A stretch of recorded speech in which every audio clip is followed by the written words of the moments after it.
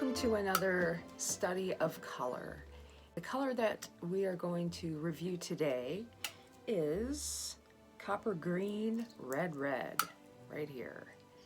And I took a cross section of this just to see, what there was to see, because it's a very bizarre color. Just what I suspected.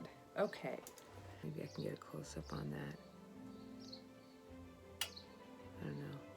There's a lot going on in the cross section of this color. It was nothing like I had expected.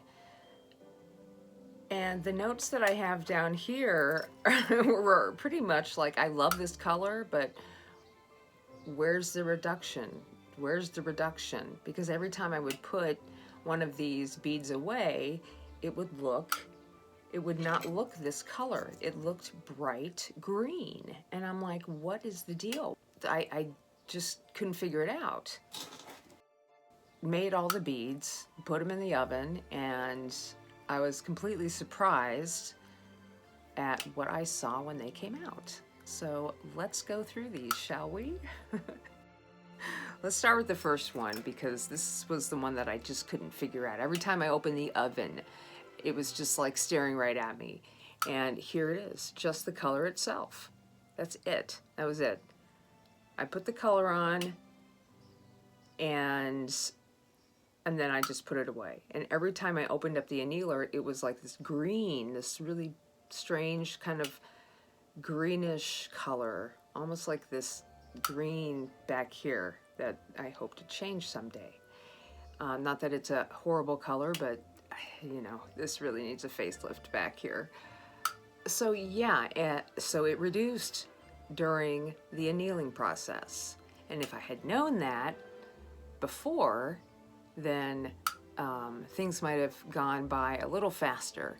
Okay, so the second one I wanted to make into a barrel-shaped bead, and I wanted to put some clear on top. So I made this barrel-shaped bead, and there's the clear on top, and you can see that the edges of the barrel, they're glossy, but it is definitely a reduction of color there. It almost looks, in some light, it almost looks matte. It almost appears to have a matte finish, but that's interesting. So that's where I'm starting to get this orangey color from, this really cool orange color is from having the clear on top. And of course, when I put this in the oven, it was green. Every one of these is bright green. Okay, here's a cool one. So I pulled the stringer, and it pulled out really nice and thin, and it worked out well. I did have a couple issues with the color cracking, like a ½ an inch down the rod as I was working it, but sometimes that happens, and I just have to, either pull it off or work it in. The barrel-shaped bead again has the stringer running up it, and then I swiped clear while the bead was hot up and down the bead. And that's why you see this kind of feathering effect, is because the color was hot while I was pushing the glass onto it.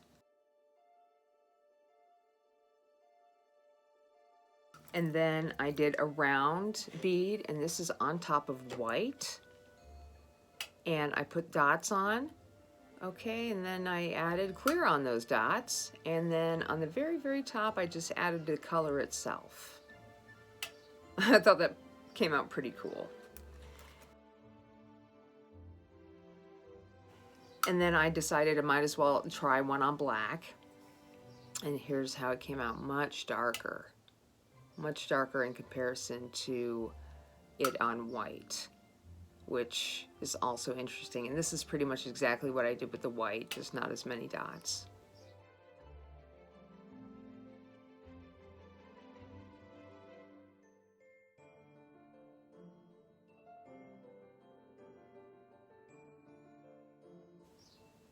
Okay, so last but not least, we have this one, which is just ivory and a little bit of stringer fun, and that was it. No clear on top.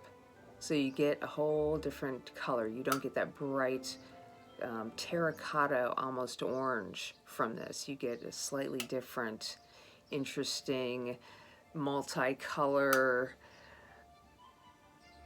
effect. In fact, it almost looks like it's bronze or metallic. How do I feel about this color overall? I feel really good. I like this color. This could come in handy for so many different reasons and so many purposes. Although I did have some cracking issues, it all worked out in the end. Thank you for watching this color review for the copper green red bread. And I like this color. I hope you like it too. That's it. We'll see you on another color review.